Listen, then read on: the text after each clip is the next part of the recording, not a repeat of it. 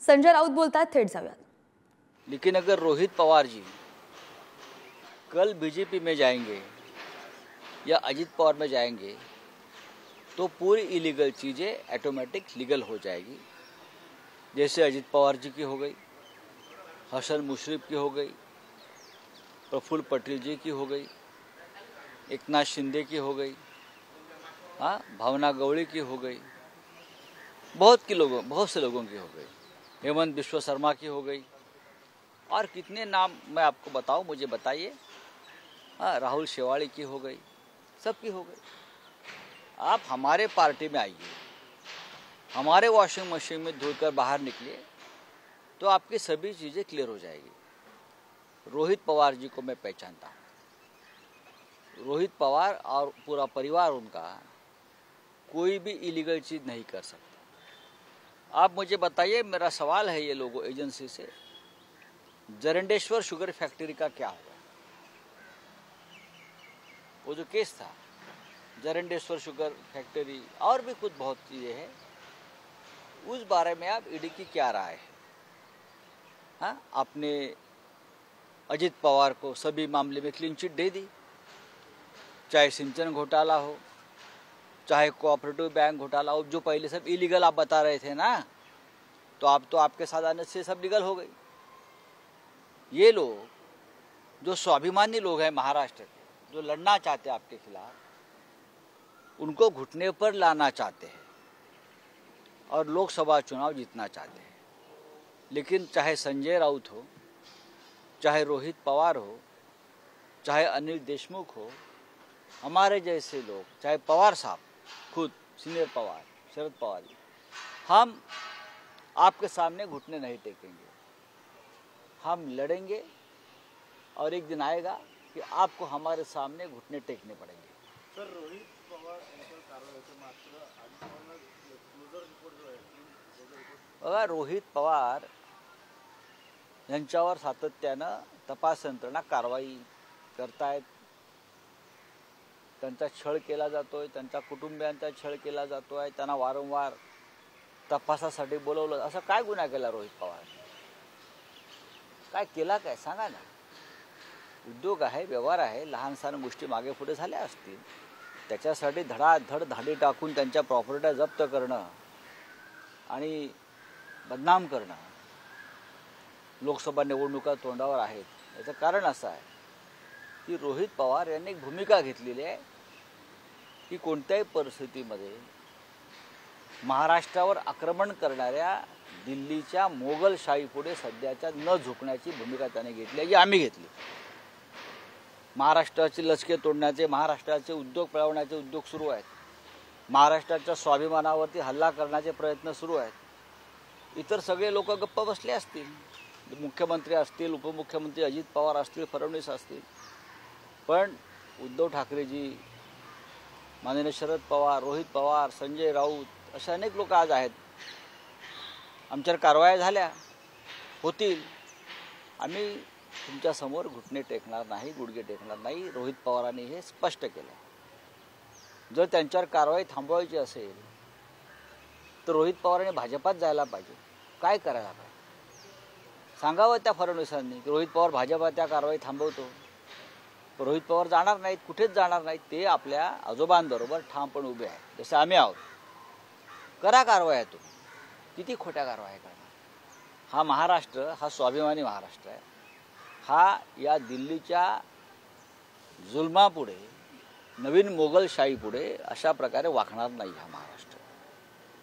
कारवाई करत राहा, आम्ही लढत राहू, आणि एक वेळ अशी येईल या महाराष्ट्रात तुम्हाला आमच्या पुढे गुडघे टेकावे लागतात।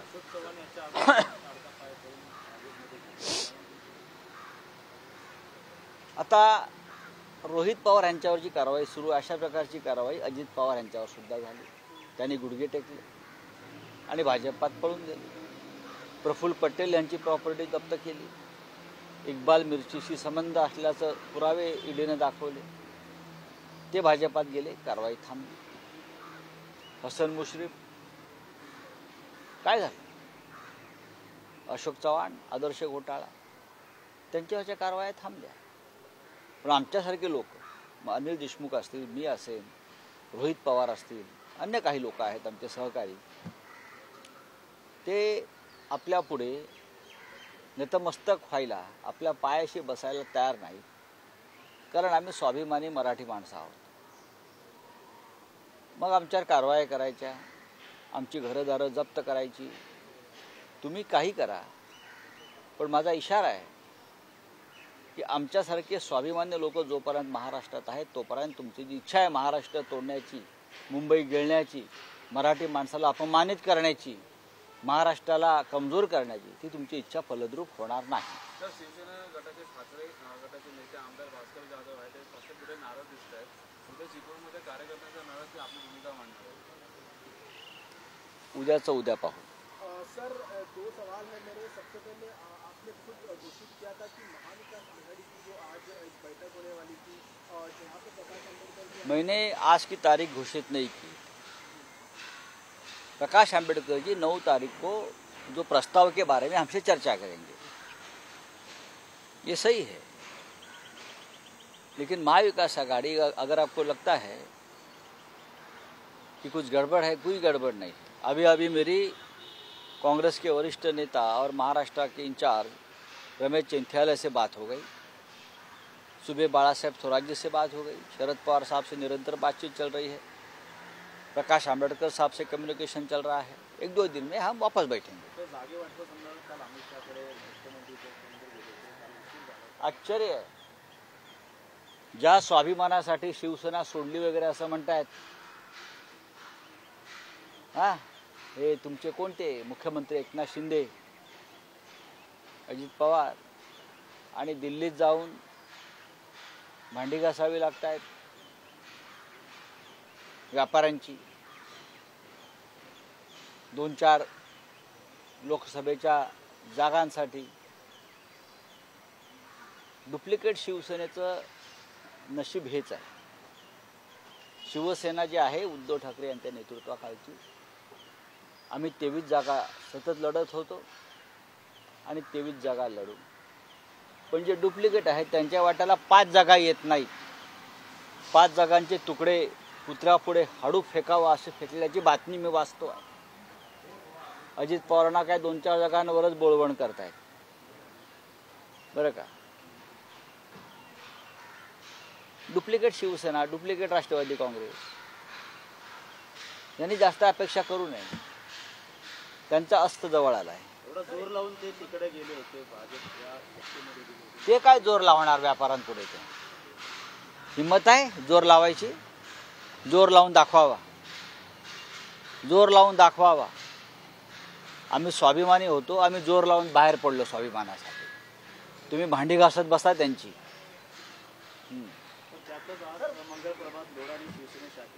शिवसेना नाही, शिवसेना शाखेचं उद्घाटन करण्याची वाईट वेळ लोढाने करावी इतकी आमच्यावर आलेली नाही. शिंदे गटाची बोला, बरोबर ना? काय वेळ आलेली आहे की शिवसेना, डुप्लिकेट शिवसेना शाखेचे उद्घाटन करण्याची वेळ, त्यांच्यावर करून घेण्याची वेळ मंगलप्रभात लोढावर करून घेत आहेत. यातच सगळं आलं. मुंबई कोणाला विकतायत, मुंबई कशी विकतायत, शाखा कशा विकल्या जात आहेत उद्योगपतींना, व्यापाऱ्यांना, बिल्डरांना. जे बिल्डर त्यांच्या हाऊसिंग कॉम्प्लेक्समध्ये मराठी माणसाला जागा द्यायला तयार नाहीत, त्यांच्याकडून हा शिंदे मिंदे गट त्यांच्या शाखेचं उद्घाटन करून घेतो. यापेक्षा मराठी माणसाचा अपमान तो कोणता? चला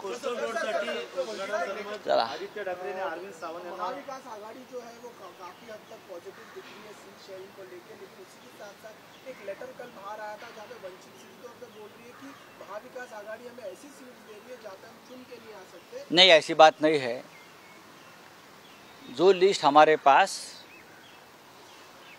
वंचित बहुजन आघाड़ी के नेताओं ने दी थी कि ये सीट हम लड़ सकते हैं, लगभग हमने जो सीटें उनको ऑफर की है वो सीटें उनकी लिस्ट में है. ये मैं दावे के साथ बोलता हूँ.